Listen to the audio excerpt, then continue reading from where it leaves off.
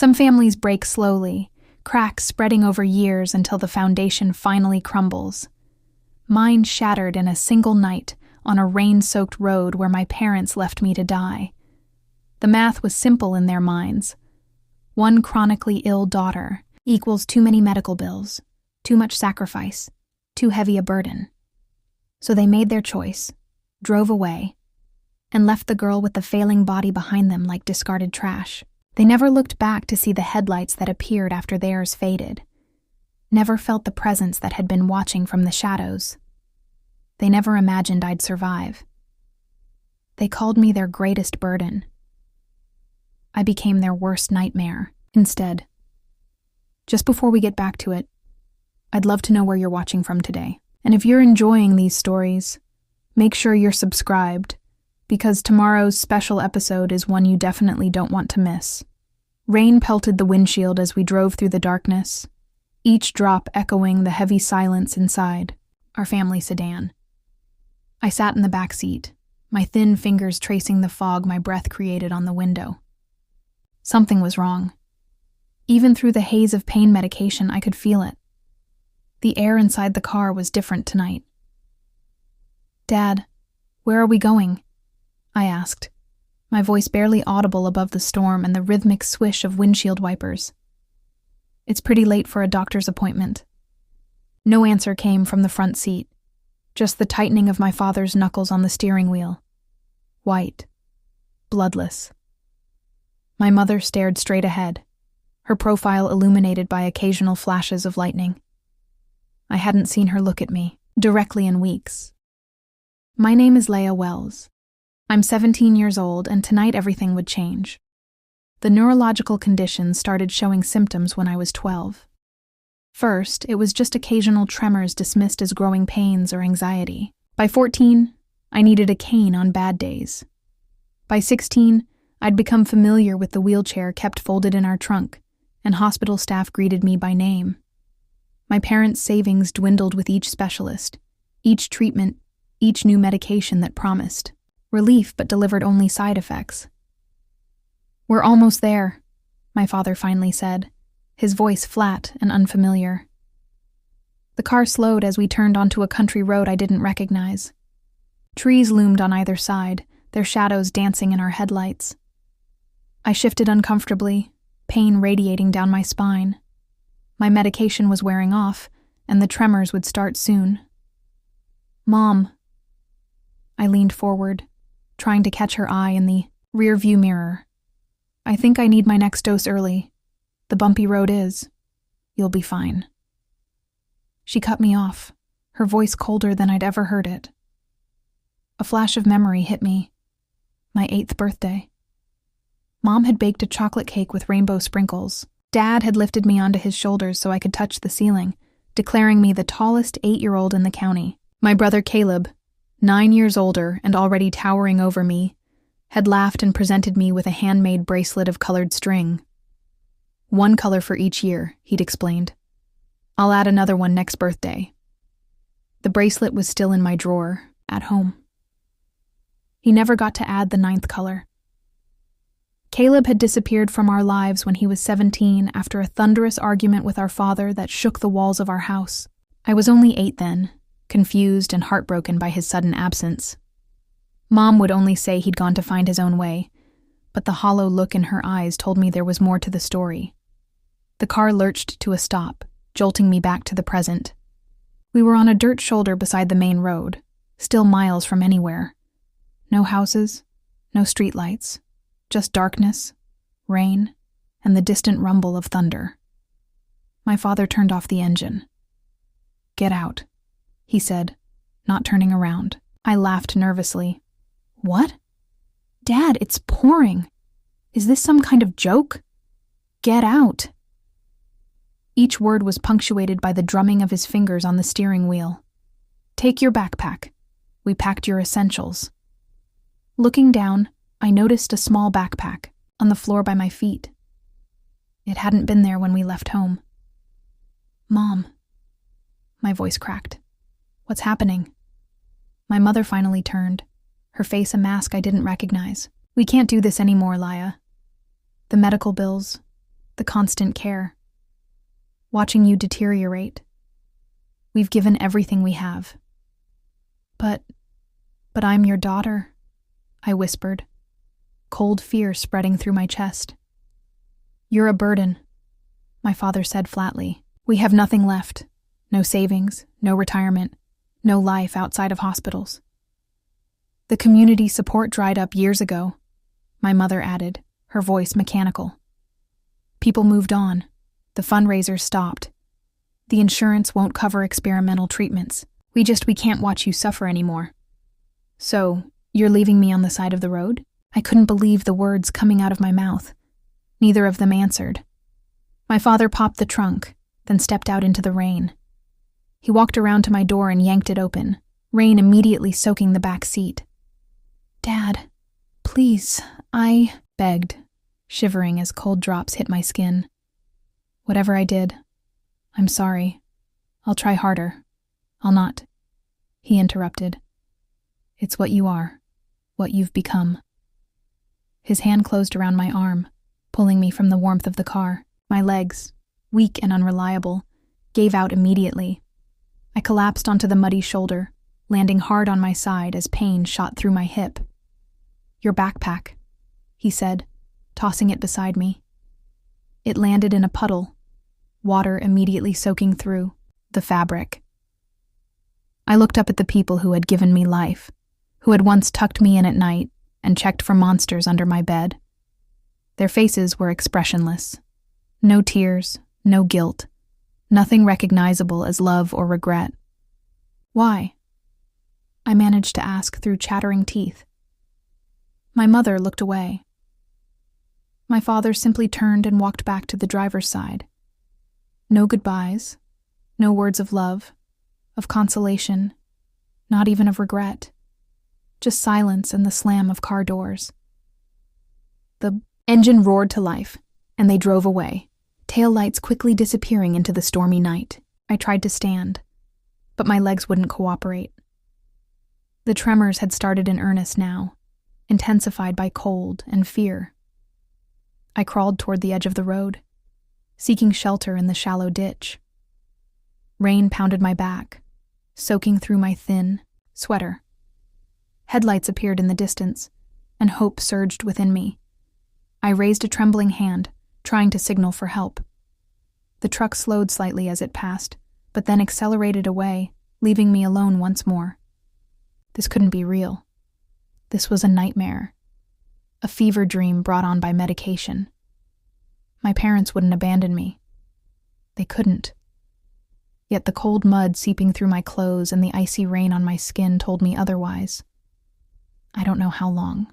I lay there, slipping in and out of consciousness. Minutes or hours blurred together as the storm continued its assault. My thoughts fragmented, memories of birthdays and hospital rooms, of my brother's laughter and my mother's increasingly distant eyes. Through blurred vision, I noticed headlights far behind me, dimmed as if the car had been parked some distance away. Had someone followed us? Had someone seen? I heard a car door open and close. Footsteps approached, splashing through puddles. A tall figure materialized through the curtain of rain, walking purposefully toward me. Fear gripped me. Was this a good Samaritan, or someone who would finish what my parents had started? I tried to call out, but my voice was lost in a clap of thunder. The figure crouched beside me, shielding me slightly from the rain. A gentle hand brushed wet hair from my face. "It's okay," a man's voice whispered, somehow familiar yet changed by years. "I never forgot you." I struggled to focus on his face, but darkness crowded the edges of my vision. Strong arms lifted me carefully, cradling me against a warm chest. "You're safe now. I promise." The voice murmured as consciousness slipped away.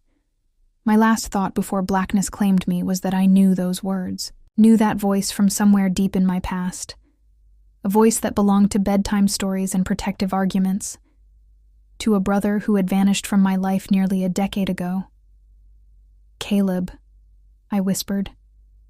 Though I wasn't sure the name actually passed, My lips before the world faded completely.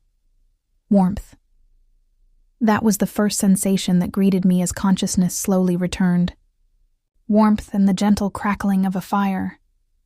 Not the cold, wet ditch where my life had shattered, but somewhere safe, dry, and quiet. I opened my eyes to unfamiliar surroundings. A rustic room with wooden walls, a low ceiling with exposed beams, and a small wood-burning stove in the corner, casting an orange glow across the space. I was lying on a bed covered with thick quilts, and 4 stand beside me, with clear fluid dripping steadily into a line connected to my arm. My clothes had been changed. I was wearing a soft flannel nightgown I didn't recognize. Clean clothes were folded neatly on a chair nearby. The steady powder of rain still sounded on the roof, but it was a distant, comforting sound now, not the brutal deluge that had soaked through to my bones. On the wall opposite my bed hung several framed photographs. Even from this distance, I could make out what looked like landscapes, mountains, forests, a lake at sunset. Another showed the silhouette of a man standing on a cliff edge, backlit by dawn. "You're awake." The voice came from the doorway, making me start. A tall man stood there holding a steaming mug in his hands. He was in his late 20s with broad shoulders and the lean, muscular build of someone who worked with his hands. His brown hair was slightly too long, curling at the nape of his neck, and stubble shadowed his jaw. But it was his eyes that caught me. Deep blue and intense, carrying a familiar shape that I'd seen in my own mirror every day. Caleb. My voice was barely a whisper. Oh. Hoarse from disuse. How long had I been unconscious? He moved into the room, setting the mug on a small table beside the bed. "Hey, Lia Bean," he said softly, using a nickname I hadn't heard in nearly a decade. I tried to sit up, wincing as my body protested. Caleb quickly moved to help, adjusting pillows behind my back with practiced ease. How? When? I couldn't form complete questions, my mind spinning with confusion. "Drink this first," he said, handing me the mug. "It's just tea with honey. Your throat sounds rough." I took a cautious sip, the warm liquid soothing my parched throat. As physical comfort slowly returned, the reality of my situation crashed back over me. "They left me," I said, my voice cracking. "My parents, they just drove away." Caleb's expression hardened, his jaw tightening. "I know. I saw you were there. You followed them." He nodded, sitting on the edge of the bed. "I've been watching them for weeks, Lia. I had a feeling something was wrong. But how did you even find me? You've been gone for years. No calls, no letters, nothing." The hurt I'd buried for so long surged to the surface. Caleb looked down at his hands. Strong, calloused hands with a small scar across the right knuckles that hadn't been there when he was 17. "It's a long story," he said quietly. "But the short version is that I never really left you. I left them." The words hung in the air between us as my mind raced back to that night. The shouting, doors slamming, my father's voice thundering through the house. "If you walk out that door, don't ever come back. Dad kicked you out," I said. Fragments of memory clicking into place. But why? What happened? Caleb's laugh was bitter. "I stood up to him about your medical care. You'd just been diagnosed and he was refusing to take you to a specialist in Boston. Said we couldn't afford it." He ran a hand through his hair, a gesture so familiar it made my heart ache. I'd saved up some money from my summer jobs, offered to help pay. He said I was undermining his authority, that I didn't understand what it meant to be responsible for a family. I remembered how tensions had been building in our house as my symptoms worsened, how my father had grown increasingly short-tempered as medical bills piled up. "The night I left," Caleb continued, "I overheard him talking to Mom about selling the house, moving somewhere cheaper, somewhere without access to the specialized care you needed. I confronted him. Things escalated and he shrugged. At 17, with no high school diploma yet and $50 in my pocket, there wasn't much I could do. But that was 9 years ago, I said. Why didn't you ever contact me? Pain flashed across his face. I tried, Laya. I wrote letters they sent back unopened. I called, and your father threatened to have me arrested for harassment. Once when I was really desperate. I came to your school. But they'd already told the administration I wasn't allowed near you. The revelation hit me like a physical blow. All these years, I'd believed my brother had simply walked away. Forgotten. Me. How many times had I stared at the phone, willing it to ring with his voice on the other end? Where did you go? I asked. What happened to you? I was homeless for a while, he admitted. Slept in shelters when I could, in my car when I had one, worked odd jobs, construction, dishwashing, whatever, paid cash, got in some trouble. He gestured vaguely to a small tattoo on his forearm I hadn't noticed before, but eventually I got my GED, found steadier work, and this place. I looked around the cabin. Bought it 3 years ago. It was a wreck then. Took me a year of nights and weekends to make it livable. It's off-grid, hard to find. That's part of why I chose it. You were hiding. Not hiding.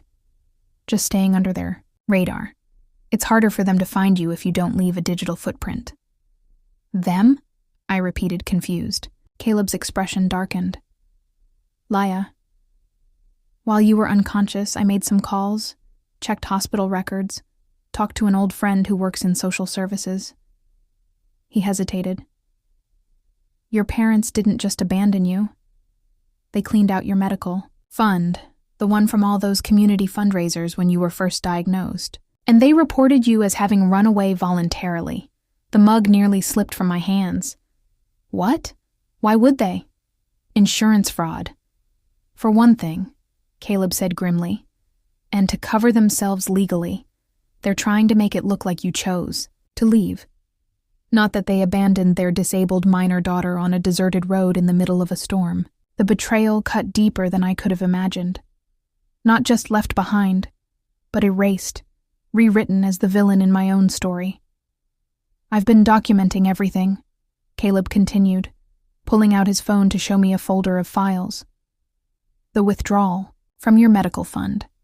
Their movements that night, timestamps from my dash cam showing them leaving you on that road. His voice was steady, but his eyes burned with controlled anger. I don't want revenge, Laya. I want justice. I felt tears spilling down my cheeks, hot and unstoppable. Why didn't you come sooner? I whispered. All these years. Caleb's composure cracked, pain etching lines around his eyes. I've been searching for you for years, checking hospital records, joining online support groups for your condition, even driving past our old house, hoping to catch a glimpse of you. He took my hand gently. By the time I found you, you were already 17, and I was building a case. I wanted to do this right, make sure they could never take you away again. As the weight of his words sank in, emotions I couldn't name crashed through me. Gratitude and confusion, grief and relief, all tangled together in a knot I couldn't unravel. I broke down completely, years of lonely suffering pouring out in wrenching sobs. Caleb moved closer, hesitating only a moment before wrapping his arms around me. He held me as I cried, his own tears falling silently into my hair. I'm sorry, he whispered over and over.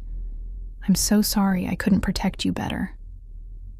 When my tears finally subsided, leaving me exhausted and hollow, I asked the question that had been forming at the back of my mind. What happens now? Caleb pulled back, wiping his face with his sleeve. Now you heal physically, yes, but he gestured to his chest. In here too. And then when you're ready, we're going to show the world who you really are. I didn't fully understand what he meant, but the fierce protectiveness in his voice gave me the first glimmer of hope I'd felt in years. As he stood to adjust my fore, I noticed a leather-bound journal on the bedside table that hadn't been there before. "What's that?" I asked. Caleb picked it up, turning it over in his hands before holding it out to me. It belonged to our mother. I found it hidden in a storage unit they rented under her maiden name. His expression was unreadable. "I think you should read it. There's more to this story than even I understood." I took the journal, feeling its weight.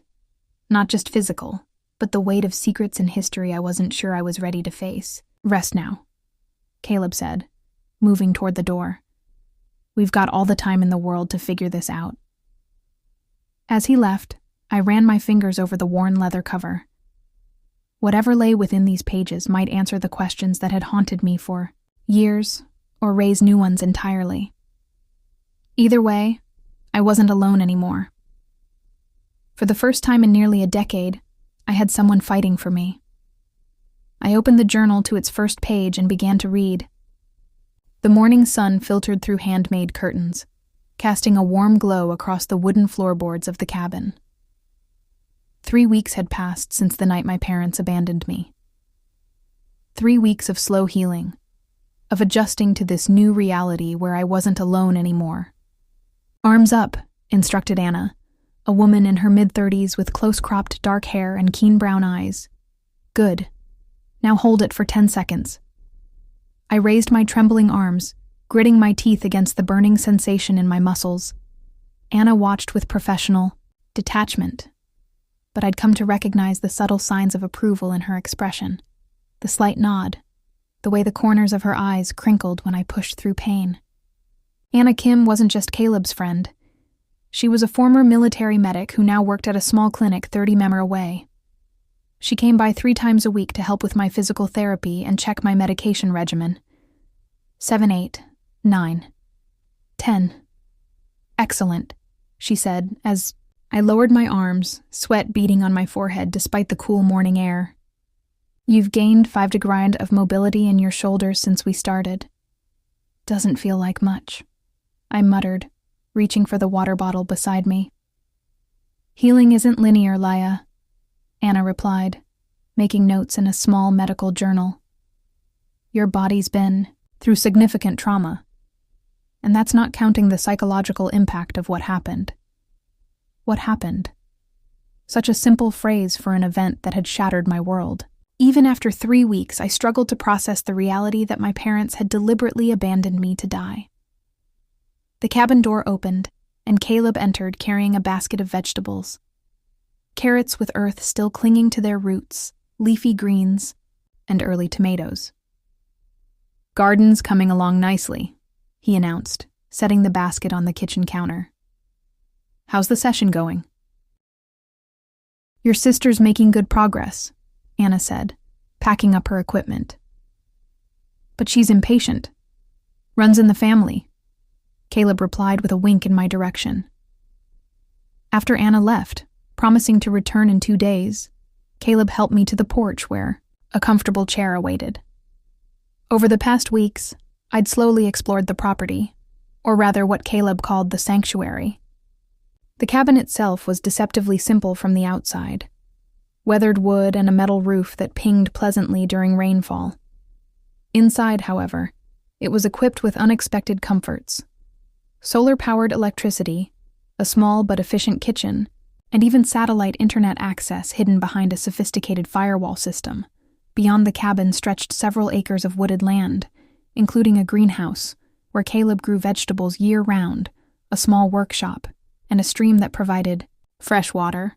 Most surprising was the hidden underground room accessible through what appeared to be a root cellar, a space filled with emergency supplies, backup generators, and a sophisticated computer setup. "It's not paranoia if they're really after you," Caleb had joked when he first showed me the underground room, but the comment had landed with a weight that suggested truth beneath the humor. Now sitting on the porch with a blanket across my legs despite the summer warmth, I watched as Caleb tended to the garden. The physical labor had shaped him into someone very different from the lanky teenager I remembered. all lean muscle and purpose, movements economical and precise. "You never told me how you learned all this," I called out, gesturing to the property, the gardening, the carpentry, the off-grid systems. Caleb straightened, wiping sweat from his brow. "Necessity mostly. When you can't afford to call a repairman, you figure things out yourself." He walked over, settling on the porch steps. "Plus, I had a good teacher, the mentor you mentioned." He nodded, his expression softening with memory. "Frank. Met him when I was working construction in Denver. Older guy, Vietnam vet, lived off the land most of his life." Caleb gazed out at the trees surrounding us. He caught me sleeping in my car during a snowstorm, dragged me to his cabin, said I could stay until spring if I made myself useful. "How long did you stay?" "Almost 3 years," Caleb admitted. "He taught me everything. How to build, how to grow food, how to live without leaving a trace. But mostly, he taught me about justice. Justice. Frank had this saying, 'Revenge burns you up, but justice lights the way.'" Caleb turned to me, his eyes serious. "When I found out what happened to you, my first instinct was pure rage. I wanted to hurt them the way they hurt you. Frank helped me channel that into something constructive. The conversation reminded me of the mysterious journal, our mother's journal, which I'd been reading slowly, afraid of what I might discover within its pages. "Have you read it all?" I asked quietly. Mom's journal. Caleb's expression darkened, enough to know there's something bigger going on, the entries about the deal they made. "I think it has something to do with your medical condition." "You think my illness isn't natural?" The question had been haunting me since I'd read those cryptic entries. "I don't know," Caleb admitted, "but I intend to find out." That night, as had become our routine, we sat by the wood stove while a summer storm battered the cabin. The sound of rain on the metal roof created a cocoon of white noise that felt oddly protective. "Tell me more about your life," I said, curled up in what had become my chair. "You mentioned a failed engagement." Caleb's smile was bittersweet. "Hannah met her in Colorado 4 years ago. Smart, funny, worked as an environmental lawyer." He stared into his mug of tea. "She wanted normal. A house in the suburbs, kids, Sunday dinners with her parents. I couldn't give her that." "Because of me?" I asked softly.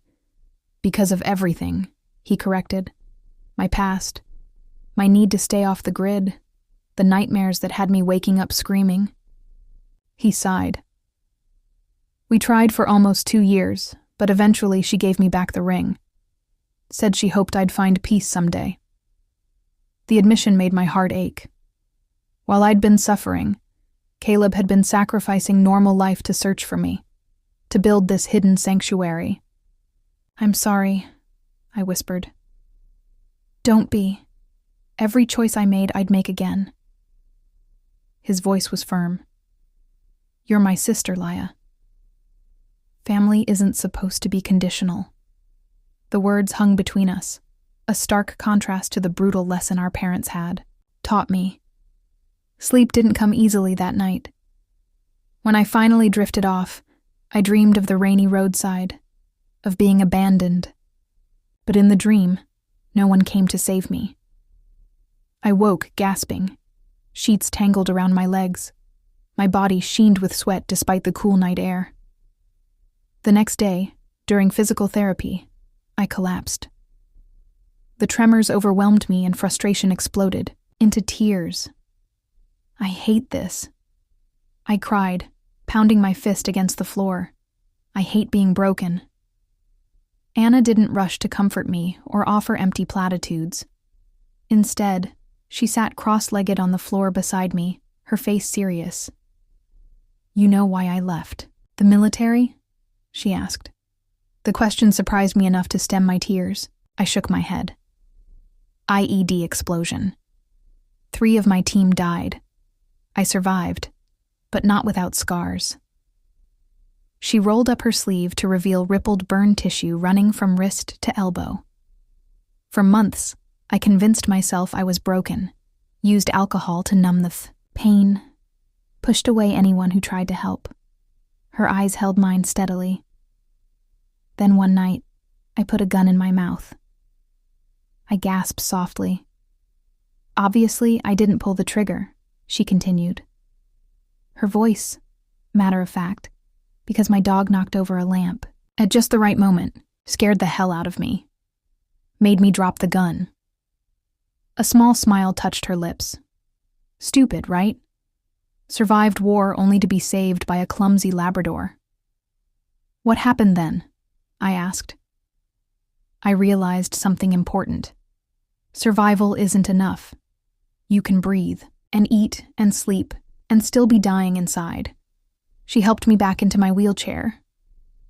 The rail work begins when you decide to live, not just survive. That afternoon, I asked Caleb to take me to the computer room.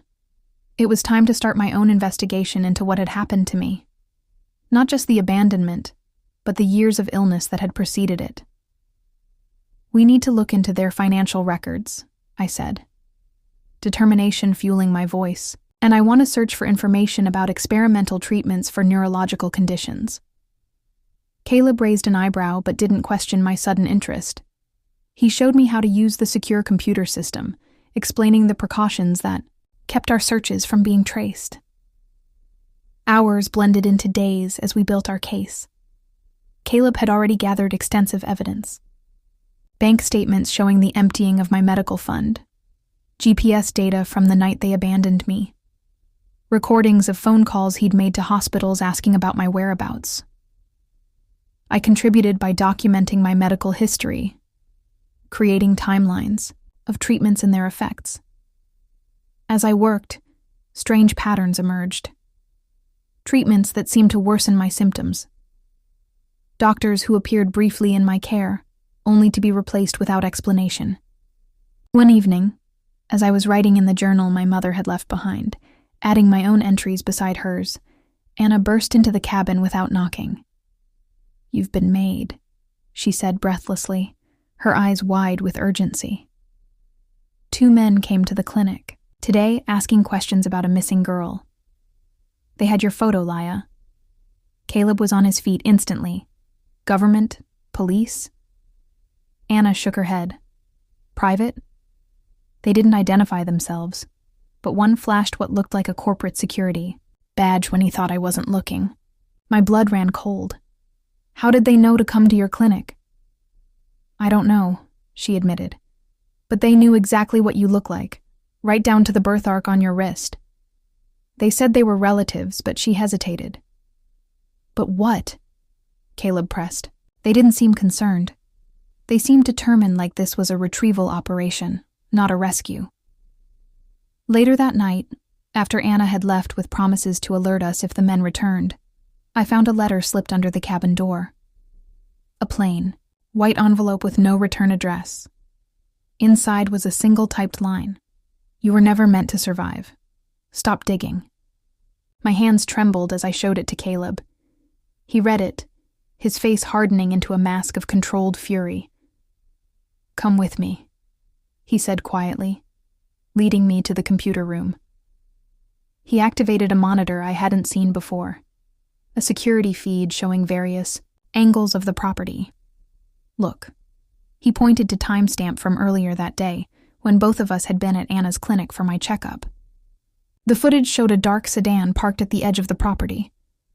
A figure in a dark jacket moved cautiously toward the cabin, envelope in hand. "They found us," I whispered, fear constricting my chest. "They found the cabin," Caleb corrected, "but they don't know what else is here, or what we know." That night, sleep eluded me entirely. I sat by the window, watching shadows move among the trees. Possibly animals, possibly my imagination, possibly something else entirely. As dawn broke, over the sanctuary, casting long fingers of light through the morning mist, I made a decision. I was done being afraid, done being the victim in a story I didn't understand. Let them come, I whispered to the rising sun. I'm not the girl they left behind. As morning turned to afternoon, I sat at the kitchen table with my mother's journal open before me, pages illuminated by shafts of sunlight streaming through the cabin windows. The threatening note we'd received yesterday lay beside it, its message burned into my memory. You were never meant to survive. Stop digging. But digging was exactly what I intended to do. The journal entries had grown increasingly disturbing as I worked through them.